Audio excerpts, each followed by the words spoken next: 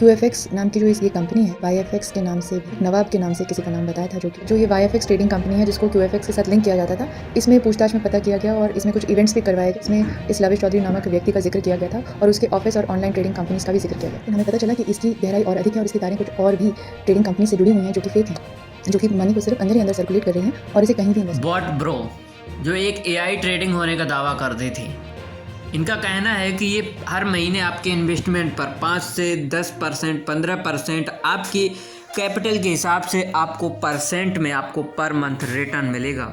और ये रिटर्न कैसे मिलेगा? फॉरेक्स ट्रेडिंग करके आपके पैसों को, आपके फंड को ये विदेशी करेंसी पे लगाएंगे जो कि AI ट्रेडिंग करेगा। इनका ये ऐसा कहना है। बात करते हैं रिसेंटली इस बोट ब्रो की COO जो कि मिस्टर लविश चौधरी जी को बताया जाता है। तो लविश चौधरी जी पिछले 2 दिनों से न्यूज की सुर्खियों में हैं और बहुत ही प्रचलित हो रहे हैं, जिन पर आरोप है 210 करोड़ रुपयों की ठगी में ED का छापा। जी हाँ, जो लविश चौधरी जी हैं, इनका जो घर है, होम टाउन है, वो मुजफ्फरनगर के शामली एरिया में है। तो जहाँ पर जो है ED ने छापा मारा है। गिरोह का सदस्य हिरासत में 94 लाख बरामद किए।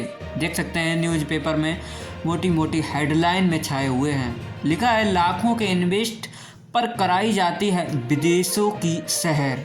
इस पेपर में लिखा है कार्रवाई के दौरान परिवार के लोगों को अपनी निगरानी में रखा। चंडीगढ़ से पहुंची टीम ने कई घंटों तक की दोनों जगह पूछताछ। और दूसरा हेडलाइन लिखा है 10,000 लोगों से 210 करोड़ रुपए की हुई ठगी, जो कि मोटी मोटी हेडलाइन में लिखा हुआ है। नीचे लिखा है रेड लाइन में, आप देखेंगे जो रेड से मार्क किया गया है, ED नवाब की संपत्तियों के दस्तावेज भी खंगाले और डॉक्टर पैसा छोड़ एजेंट बन गया नवाब। नवाब जो कि लविश चौधरी, नवाब उर्फ लविश चौधरी, जिन्होंने अपना नाम बदलकर लविश चौधरी रख लिया था। ये न्यूज़पेपर आज की डेट यानी कि 15 फरवरी का है। आप जानते होंगे जो लविश चौधरी जी हैं, बोट ब्रो के COO, वो अपने जो है एजेंटों को दुबई में बहुत सारी ट्रिप जो है घुमाते थे, दुबई में बुलाते थे। और इसका जो ऑफिस है वो दुबई में ही बताया जाता है, जो कि अल्मोसा टावर में। तो जो है एजेंट, जो भी यहाँ के सीनियर मैनेजर, जोनल मैनेजर और जो भी ये मल्टी लेवल की मार्केटिंग कंपनी जैसा ही उन्होंने इस कंपनी का स्ट्रक्चर बनाया था, नेटवर्क मार्केटिंग की तरह। तो उनके जो भी मार्केटर यानी कि जो भी CEO के अंडर जो भी मैनेजर, जोनल मैनेजर, इस तरह से जो पोस्ट होती हैं, वो डायमंड, इस तरह से वो सभी जाते थे दुबई में और उनको बुलाते थे, जो है उनका दुबई का ट्रिप देते थे। तो उन लोगों के खिलाफ भी देखिए अखबार में छापा गया है कि लविश से जुड़े दुबई जाने वाले करीब 200 लोग ED की रडार पर, यानी कि चंद दिनों में करोड़ों का मालिक बना नवाब उर्फ लविश।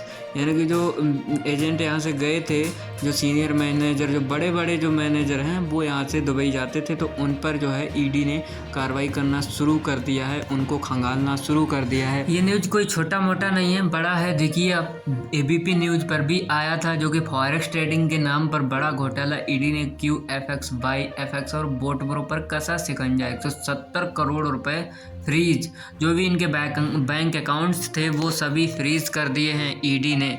अब जिनका जितना भी पैसा है वो फंसा हुआ है, वो लोग जो है नहीं निकाल सकते, चाहे वो बोट ब्रो हो, चाहे वो YFX क्यों ना हो।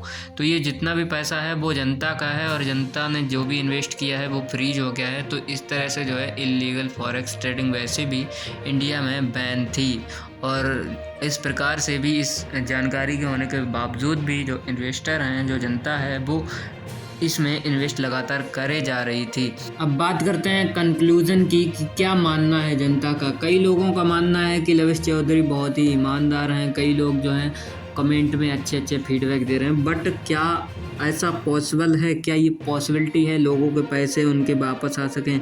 तो जिन्होंने भी पैसा इन्वेस्ट किया है उनसे जो है क्या उनका पैसा वापस मिलेगा या फिर नहीं? उन्होंने विड्रॉल अगर कर लिया है, आ गया तो अच्छी बात, जिनका नहीं आया है तो विड्रॉल कर सकते हैं और अगर आता है तो ठीक है, और अगर नहीं आया है पैसा तो आप उसको भूल जाएं। और हमेशा याद रखें कि कभी भी दूसरे के कंधे पर बंदूक रखकर नहीं चलानी चाहिए, उस पर भरोसा नहीं करना चाहिए।